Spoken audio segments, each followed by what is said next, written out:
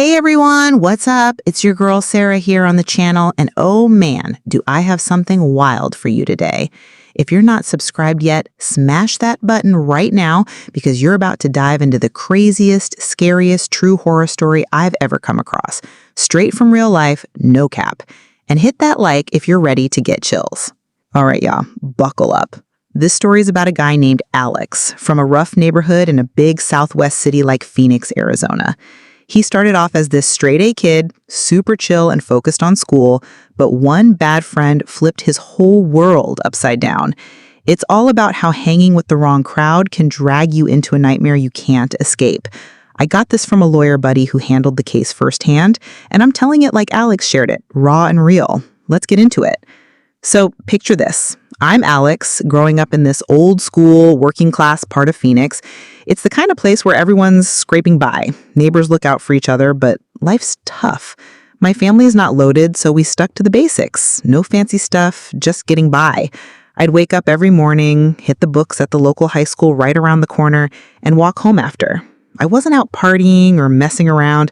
I was grinding on my studies because I wanted to make my dad proud. Snag a good degree, land a solid job, and maybe buy us a better house someday. Get us out of that hood.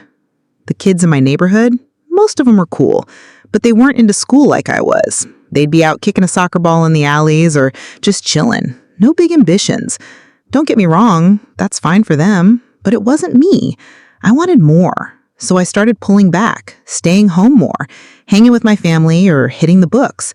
I'd only leave for school, or maybe the community center for some quiet time. But man, the guys from the block started giving me crap about it. They'd tease me, call me soft or the hermit, because I wasn't out with them anymore. It got under my skin, made me feel like an outsider. I started dodging them everywhere, even skipped the center sometimes just to avoid the hassle. It messed with my head so bad I couldn't focus on school. I swear, there were days I wished I could just shut them up for good. Their bullying was relentless, and I hit my breaking point. That's when I figured, screw it. I'll find new friends. Show these dudes I got my own crew, and all their trash talk is BS. It was my senior year, last semester, just weeks from graduation. I was chilling alone in the schoolyard during break, minding my own, when this guy Jake rolls up. Jake's like the biggest dude in school, 21 years old, but still in junior year because he flunked a bunch. Total troublemaker. Teachers were scared of him. He sits down next to me out of nowhere and goes, "Yo, what's up? Why you out here solo? Where's your squad?" I don't even know the guy, but I spilled everything. Told him how the neighborhood kids ditched me, started clowning on me, calling me weak and stuff. Jake's eyes go wide when I mention the not a real man jabs. He's like, "What? They said that to you and you just took it?" I shrug. What am I supposed to do? We've known each other forever. He smirks. "Listen, after school today, meet me at my car. We'll show him who's boss." I was nervous. Knew Jake was bad news, always in fights, but I went with it. After the bell, I head to the parking lot, and there he is with his beat-up old Chevy. The neighborhood guys are watching from afar, whispering like, "What's Alex doing?" Jake opens the door for me, and I hop in. Inside? Total mess. Smells like stale smokes, trash everywhere. Not my scene, but whatever. He peels out, doing donuts in the lot with the windows down so everyone sees me riding shotgun. Kids are staring, jaws dropped. Then, bam, he pops the glove box, pulls out a freaking gun, and starts firing shots in the air out the window. I'm freaking out, heart pounding. His eyes are wild. Guy's clearly on something like uppers or whatever. I didn't know back then, but yeah, he was hyped on pills. I beg him to chill, worried a teacher might call the cops. He laughs it off. Nah, they know better than to mess with me. Drops me home safe, grabs my number, says he'll hit me up for hangs. I sneak inside, praying the block kids don't snitch to my dad. Luckily, they didn't, probably because Jake scares them too. That night, I run into Ethan at the corner store. Ethan's my neighbor, kind of friends, but he runs with the bullies. He pulls me aside. "Dude, Alex, I'm your boy. I care about you. Saw you roll out with Jake today. That guy's bad news. Older, reckless, no family watching him. Stay away, man. He'll drag you down." I brush it off. Nah, the block kids push me to this with their crap. He warns me again, but I snap, "I got this," and storm off. All night, I'm torn, stick with Jake or go back to the old crew. It gave me a headache like no other. Next day at school, I try avoiding everyone. During break, I hide in class, but Jake bursts in, scarf around a snake like he owns the place, puffing a cig. What's good? You look rough. I vent and he dips out, comes back with a yellow soda I love, Mountain Dew or something. Caps off, it's cold, I chug it. And boom, mood flips. I'm buzzing, chatting nonstop, feeling on top of the world. Turns out he spiked it with something, made me feel invincible. I decide Jake is all right. Everyone's wrong about him. He's just misunderstood. We link up after school, but instead of home, he drives to this sketchy spot near the community college, picks up his friend Nora, girl with a rough backstory, parents split, bounced around, ended up crashing at a rented spot Jake hooked up. She's got a friend too sometimes, but first time, it's just her. We cruise, she smokes in the back, I'm sweating bullets. This is all new. They take me to this rented Airbnb type place on the outskirts, fancy yard and all. Jake's like, you can crash here anytime. I bail before dark, but man, it plants seeds. Freedom, no questions. Starts sounding good. Days turn to weeks. I'm hooked on the vibe. Skipping home early, lying to dad. One day, we pick up Nora and her friend Emily. Sweet girl, dad's a cop, family's loaded. I'm smitten instantly. Nora warns, forget it, her dad's intense. But I can't shake it. Then comes the party. They throw this bash at the rental. 8 girls, just me and Jake, booze, pills, everything. I freak, but Jake talks me down. I try stuff for the first time, blackout. Wake up to chaos, place trashed, everyone's gone except Nora and Jake. Nora's not moving, overdosed, dead. Panic. We can't call cops, place is loaded with evidence. Jake says bury her in the yard. I'm horrified, but he's like, you're in this now. We do it, high as kites. My life is spiraling. Drop school, fighting with family, hooked on pills. Emily calls Nora's phone weeks. Jake lies, says she's sick, invites her over. His plan? Lure her, attack, kill, bury next to Nora. I'm in too deep. The monster in me agrees. She shows up with her driver. We cut power, attack.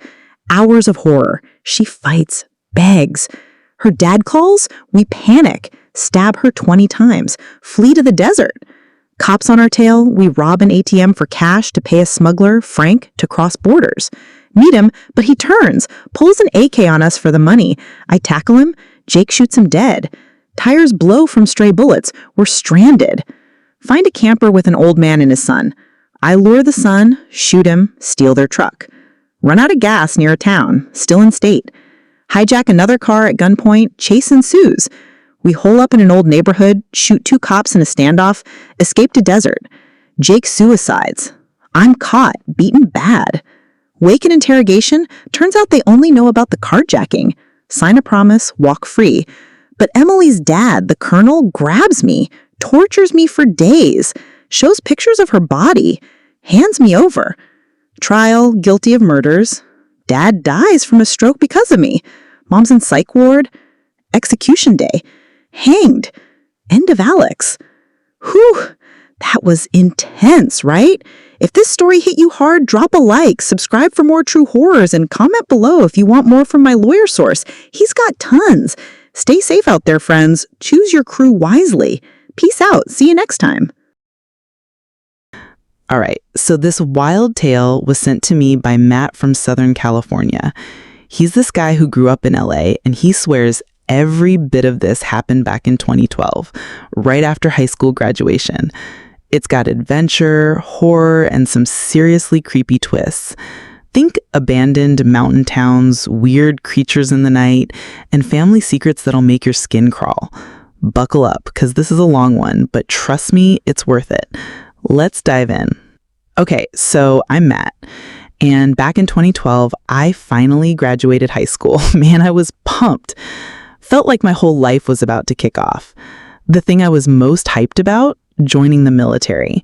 My dad was thrilled too, because he was on the verge of retiring from his job at this contracting firm. He worked on these short-term deals, so no pension or anything if he quit without me stepping up. Our family's finances would have tanked otherwise. I mean, I was the oldest kid, and with my diploma in hand, it was straight to basic training for 6 months. Then, bam, a steady paycheck to help out at home. Now, I had this best friend, Sam. We'd been tight since elementary school, studied together all the way through high school. Our families even knew each other because we were that close. Sam was the oldest in his fam too, and we were basically on the same wavelength about everything. Never fought, always had each other's backs. After graduation, we were both waiting for enlistment openings in the National Guard up in Sacramento. Back then, most applications were in person, not online like now. One day, we hear from a buddy that spots are opening up. We ask what docs they need, IDs, transcripts, all that jazz. Lucky for me, I had everything ready in a folder. But Sam? His family had this tradition. Every summer break, they'd pack up and head to their grandpa's old place in this remote spot in the Sierra Nevada mountains.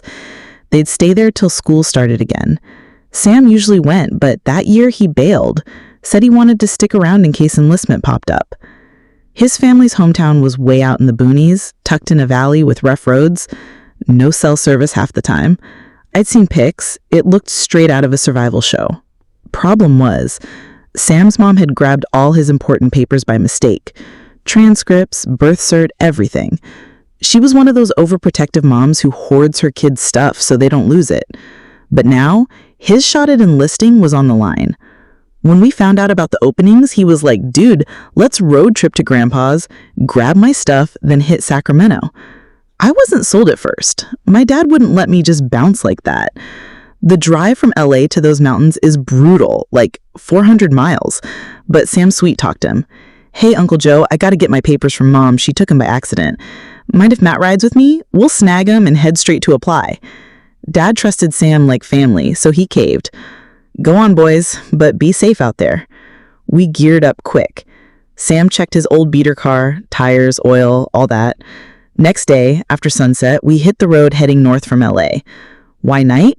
Because that coastal highway up the Pacific side gets scorching hot in summer daytime, with dust storms that blind you. Nights cooler, quieter, stars out, way better for driving. We cruised out of the city, hit Highway 1, then veered inland toward the mountains. The road was empty, peaceful. I was staring at the stars, zoning out while Sam drove. We covered like 200 miles before turning off onto this back road that led to smaller towns and eventually Sam's grandpa's spot. His place was the last village in the area, deep in a valley behind a big peak. 3 more hours at least. Sam goes, hey, want to take a shortcut? It'll shave off time. I shrugged. You're the expert, man. I ain't never left LA. So he pulls onto this old dirt and asphalt path. Half gravel, half paved, super bumpy. Tires were worn, cars sliding everywhere on the ups and downs. Sam was focused, but I was gripping the seat, nerves kicking in. This road felt like another world. Steep climbs, sharp drops, total darkness. I got tense, scanning ahead. Then bam, we hit this rise, couldn't see over it. I warned Sam to slow down, dude, but he gunned it like he had something to prove. We crested, and there's the steep downhill. At the bottom, a group of maybe 5 people in a circle, like they were huddled around something. They were wearing these long black cloaks. Creepy as hell. I yelled at Sam to watch out, but the car was flying down, brakes slipping on the gravel mix. As we got close, swear to God, those figures just vanished. In their place, 5 black dogs scattering, all but one little pup that didn't move fast enough. We slammed into something, felt like a wall, but the road was clear. Airbags deployed. Sam's head smacked the wheel first, splitting his forehead open, blood everywhere. I flipped on the interior lights, grabbed the first aid kit from the trunk. But outside, weird vibes. Bushes rustling, like something watching. Then this howl, mix of a crow's caw and a dog's bark. Freaked me out. I bolted back inside, locked up, and patched Sam up. He came to, groggy but okay. Car looked wrecked up front, but not totaled. What'd we hit? We got out to check. There was that black pup. Tiny thing, dead on the road. But how'd something so small cause that much damage? Like we'd hit concrete. Sam grabbed a stick to move it. I wouldn't touch it. As he reached for the trunk, he screamed bloody murder, collapsed, twitching, yelling, "Get away! Get away!" I dragged him back 60 feet before he snapped out of it, eyes wild, fists clenched, then rustling everywhere. I glanced at the car. Those cloaked figures were back, standing there. They melted into shadows, vanished into the trees. Dog barks erupted like a pack of 50. I froze, legs like jelly, started crying like a kid. Sam was hyperventilating. I slapped him to snap him out of it. Worked, but he was shook. Said when he went for the stick, a thing appeared. Human body, furry animal face. One eye sewn shut. We pieced it. Those people were shapeshifters or something supernatural. We'd hit one of their young. This road was haunted, abandoned for years. We pushed the car to jumpstart it. Miraculously worked. I wanted to turn back, but Sam said we'd come too far. Tense drive continued. A massive black dog blocked the road. Sam swerved around. I looked back. It bolted into the woods. We finally hit a bigger town with lights, then pushed into the valley toward Grandpa's. Valley was huge, trees everywhere, crickets chirping like mad. No villages in sight till we spotted a small church steeple. Old, abandoned town behind it. Houses crumbling, stuck together like in ghost stories. Sam said folks left years ago for cities with jobs and schools. No services out here. Places like that get overrun by bad vibes, you know? Past more empty spots, including a big cemetery on a hill overlooking the valley. As we drove by, a scream ripped from inside it. Chilling. I asked if Sam had heard that before. Nope. Linked it to the earlier stuff. Whatever we pissed off was following. Past 4 more deserted villages before climbing a steep pass to Grandpa's. Shocked. Even his village was mostly empty. Ancient houses, over 150 years old, all vacant except Grandpa's. How'd he live alone like this? No power lines even. Eerie like a movie set. We argued. Sam hadn't mentioned it was this isolated. Parked where the road ended, hiked up stone steps to a plateau with 2 connected houses. Passing ruins, heard moaning from one, like someone in pain. Sam whispered, "That's crazy Mike. His family's long gone. He lost his mind from bad habits. Lives alone in that shack." Grandpa fed him sometimes. Whole village empty, but those 2 and Sam's fam visiting. At the top, Grandpa Henry sat in a circle of chairs, staring at the ground, looking broken. Sam shushed me. "Don't let him notice us yet. I'll explain later." We slipped into one house, old school, rooms around a courtyard, outdoor bathroom. Sam's folks were there. Mom, Dad, 2 little brothers. Dad burst out shocked. "What the? You kids ghosts or something?" We laughed. He felt our faces to check. Explained the papers. He noticed Sam's bandaged head, so we spilled the whole crash story. When we mentioned the pup, Dad went pale like he knew trouble. He sent us to rest in the empty neighboring house, dusty, unused forever. We cracked a window for cool air, crashed on floor mats. Woke to Sam screaming, "I'm sorry, I didn't mean it." He was cornered, choking himself, eyes shut. I yelled his meme, said a quick prayer, snapped him out. He gasped, "Help me, man." I ran for his dad, but at the door, Grandpa, staring with dead eyes, reeking like rot. I backed up, found another door, chained shut, rusted shut for years. No choice. Whispered a mantra, slipped past Grandpa, smell like a corpse, ugh. Got Dad. Grandpa was gone when we returned. Weird. Dad carried Sam to the bathroom, splashed water on him, muttering calming words. As dawn broke, heard a distant call to prayer from another town, but it felt like a sign. Sam calmed. Dad quizzed me on everything from LA. When I described the cloaked figures turning to dogs, he sighed. "We'll rest till afternoon, then take Sam to a healer in town. I know a guy." We napped. I woke alone. Checked outside. That chain door? Unlocked now, ajar. Curiosity got me. Opened it. 3 small graves, stones marking them. Behind? Steep drop to the valley. Why a door to graves? Freaky. Closed it. Door creaked open again. Grandpa entering, filthy as ever. Yellowed clothes, unwashed face. I called for Sam quietly. Bolted to the other house, empty. Everyone gone? Cars still there. Panicked, hid in Sam's car. Hour later, heard yelling, "Sam! Sam!" His family searching. They said he ate breakfast, then bolted. Been 2 hours, searched everywhere. We drove around nearby ghost towns. First one empty. Second one, the one with the cemetery. Stopped. Dad said split up to cover ground. Big mistake. I took the right side near the graves, calling softly, feeling watched. Houses felt occupied, though empty. Glimpsed something dart behind me into a ruin. Froze. Mind games. Heard talking ahead. Followed to a house. Sam! Dude, let's go! Silence. Then door slammed shut. Splintering wood. I ran back. Car gone. Dad ditched me? Spotted it speeding away in the valley. Stranded. Decided hike back to Grandpa's, but paths blurred. Got lost in thick brush. Spotted a figure like Sam. Called. Approached. Trash bag rigged to look like human. Tricks! Pushed through thorns. Hands cut. Sun setting. Screamed for help. No answer. No birds in the trees. Unnatural quiet. Found a path to old graveyard. 50-plus graves. 200 years old. Animal droppings untouched. Place forgotten. But barefoot footprints? Fresh. No exit but around the mountain. Climb ledge for view. Saw town lights far off. Decided hike there. Used lighter flashlight. Terrifying alone with graves. Path led to overlook. Valley below. Descended. That big black dog reappeared. Staring. Same spot as Crash. Fate?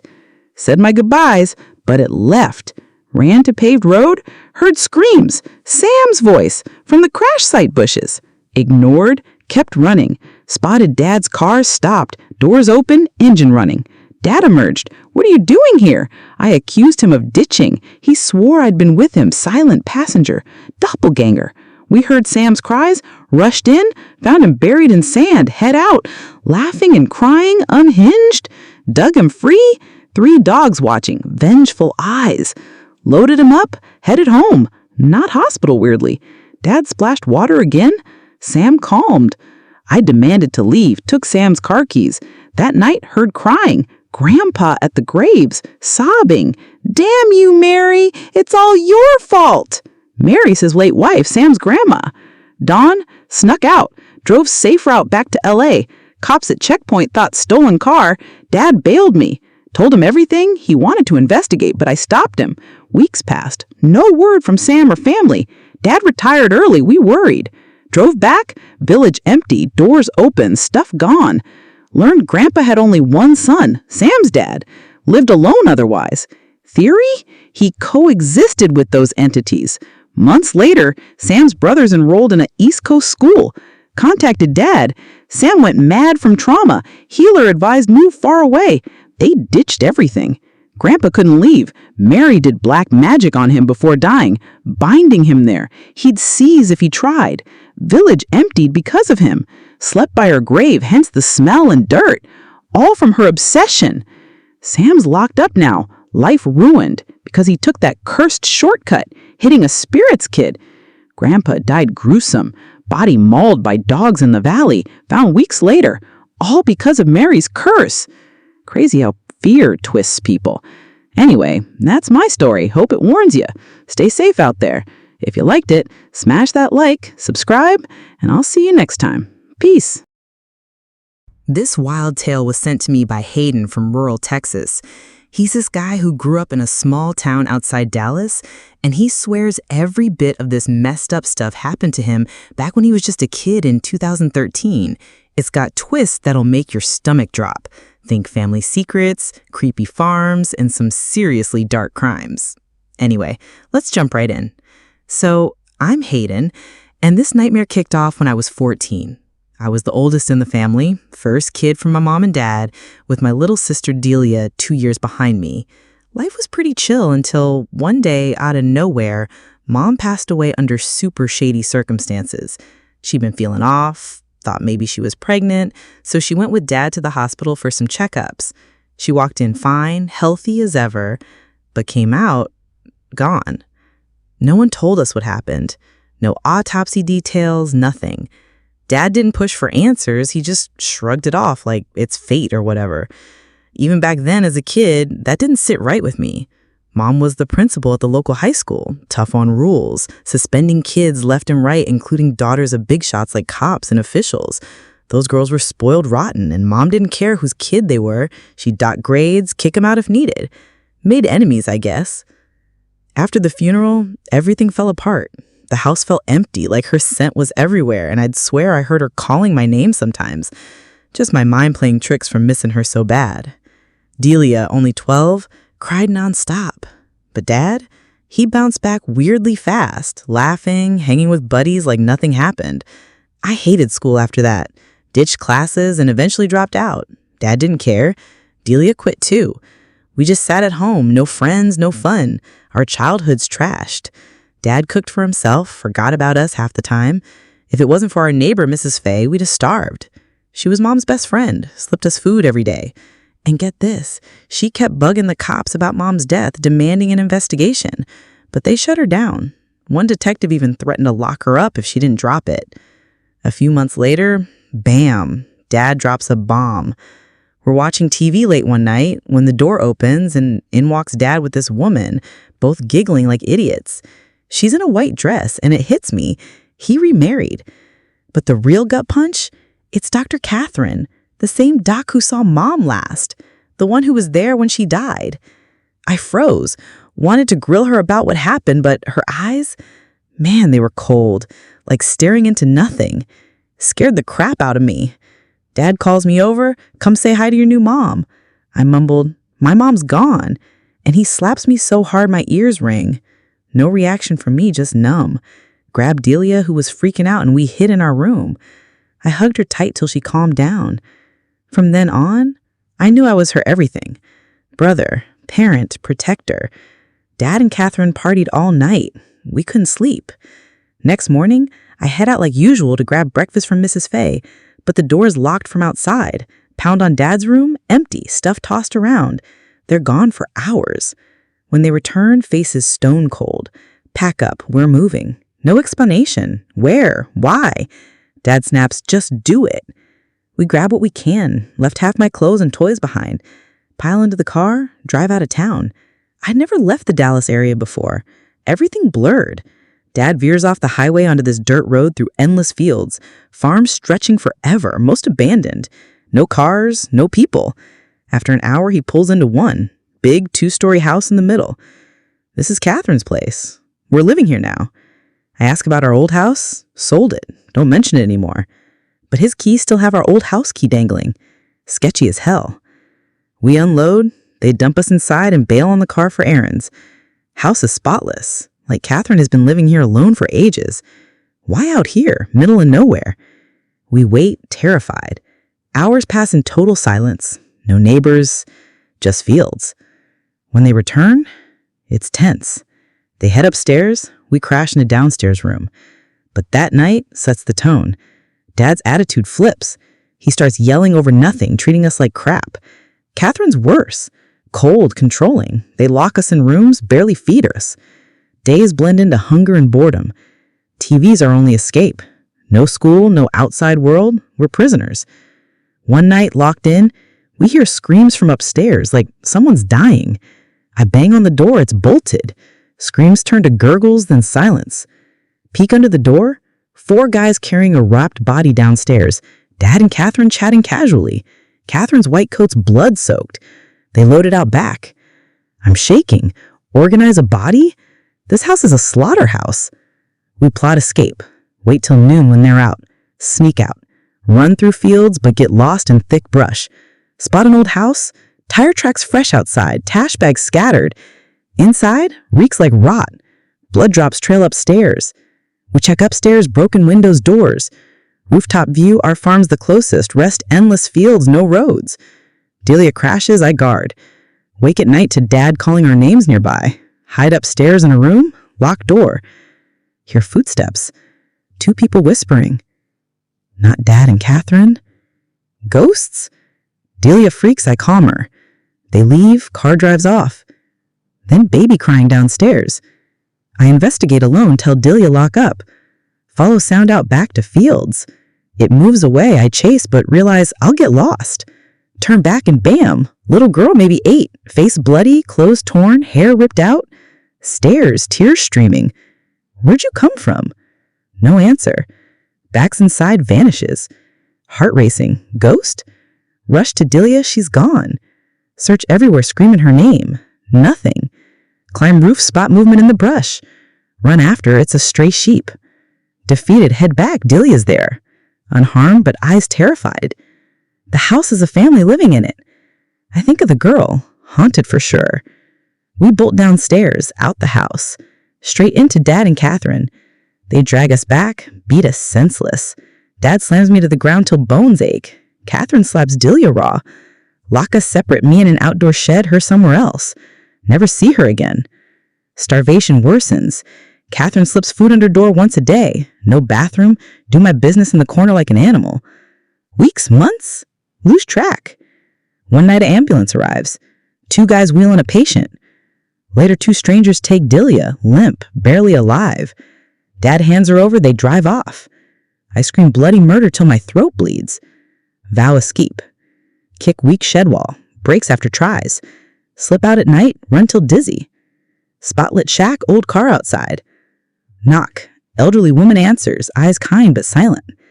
Lets me in, sees her husband. Legs amputated. Looks broken. She weeps. Grabs paper. Writes their victims. 5 kids kidnapped years ago. Kidnappers cut their tongues to silence them. Legs off husband for resisting. Doc treated them after. No family left. Live isolated. I spill my story. She writes kidnappers part of a ring. Big shots involved. Connect the dots. Catherine's a doc. Screams, bodies, organ trafficking. She points way out. I stock up, hike to town. Avoid people. Head to Miss Faye's house. Dad's car's there. Hide, slipping back. She hugs me, shocked. Dad said you went to Aunt's in Austin. Spill everything. She calls her son Mike, lawyer in D.C. He arrives, hears me out. Calls buddies. 2 detectives, another lawyer. They gear up, old truck, ragged clothes like farmers. Next dusk, drive to the old couple's house. They confirm story. Team splits. Surround Catherine's farm from afar, cameras rolling. Ambulance arrives, wheels in a patient. Hours later, leaves without. Dad drives off. We ambush him, pull him out, tie him up. He cracks under pressure. Catherine and I run organ black market. Bigwigs involved, cops, docs. Sold Delia for kidney to rich guy's daughter. We raid house. Upstairs, operating room. Fridges with bodies, tools bloody. Catherine mid-surgery on today's victim. Arrest her. Phone chats expose ring 30+ kidnapped, organs harvested. Corrupt mayor cleared farms for ops. Haunted house? Family refused to leave, mayor had him killed. Ghost real. Cops from the next county swoop in, dig up 23 bodies behind the house, including the old couple's kids. Gang. 4 cops, 6 thugs, 9 officials, 11 docs, all executed. Delia's alive. Buyer treated her kind, regretful. We reunite, live with Mrs. Faye, our real mom now. That trauma sticks, therapy helps, but scars remain. Cherish your folks. Mine sold us out. Hope this warns you, evil is real, even in family. If it hit home, like and sub. Peace out.